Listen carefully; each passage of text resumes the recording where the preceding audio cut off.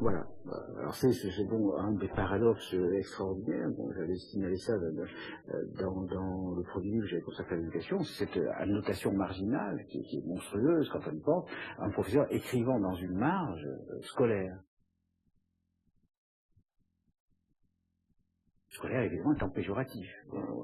Ça veut dire que le système scolaire ne reconnaît pas valeur à ce que le système scolaire transmet. Il demande autre chose. Il ne se contente pas de... Voilà. Et est-ce que ce système de classement appréciatif selon les catégories, doué, sérieux, faible, ne sont pas finalement assez significatifs eux aussi? Oui. Sociologiquement. Oui, je pense. Là, j'ai fait une analyse détaillée à propos d'un matériel qui m'était tombé entre les mains par hasard, une analyse détaillée des adjectifs que les professeurs emploient pour qualifier des dissertations, des copies, etc. Et effectivement, je pense qu'il y a une correspondance assez étroite entre le type de qualité que l'on attribue à travers les qualificatifs et la qualité sociale de ceux qui sont l'objet de ces jugements de qualité. Bon, c'est-à-dire, pour prendre un exemple un peu extrême, mais qui est réel, dans une marge de copie de philosophie, il y avait une fois Serville. Bon, il se trouve que la fille en question était fille de femme de ménage. Bon, évidemment, le professeur n'a absolument pas conscience. Ce sont des lapsus. Absolument. C'était l'équivalent des lapsus freudiens. Alors, il ne s'agit pas de le condamner. Il est probable que celui qui a pu faire ça serait très malheureux si je m'entendais.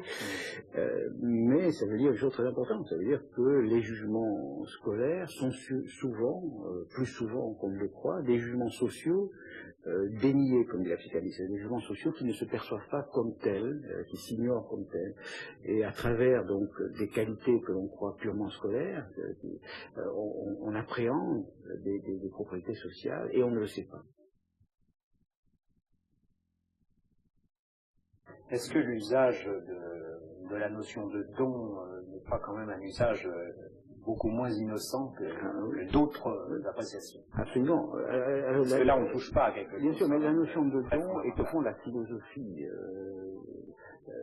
C'est la philosophie même de tout ça. C'est-à-dire, dès le moment où on ignore la relation, on ignore que les capacités, les aptitudes, les qualités, les propriétés que l'on demande et que l'on apprécie de moment, on ignore qu'elles sont socialement produites, bon, qu'elles ne sont pas dans la nature, mais qu'elles sont dans un travail social, celui de la famille, celui de l'école, etc.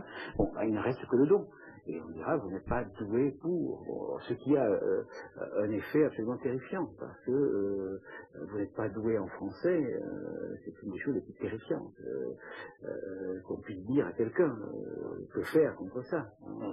Contre la nature, on ne peut rien. Alors que si on disait, vous êtes le produit de conditions historiques et sociales telles que vous n'avez pas un accès facile à la langue qu'exige le système scolaire, voilà une phrase rigoureuse. Bon, il y aurait un recours, ça veut dire ça s'apprend, alors que l'autre c'est exactement les hommes de qualité qui savent tous en avoir rien appris. Donc on dit la philosophie du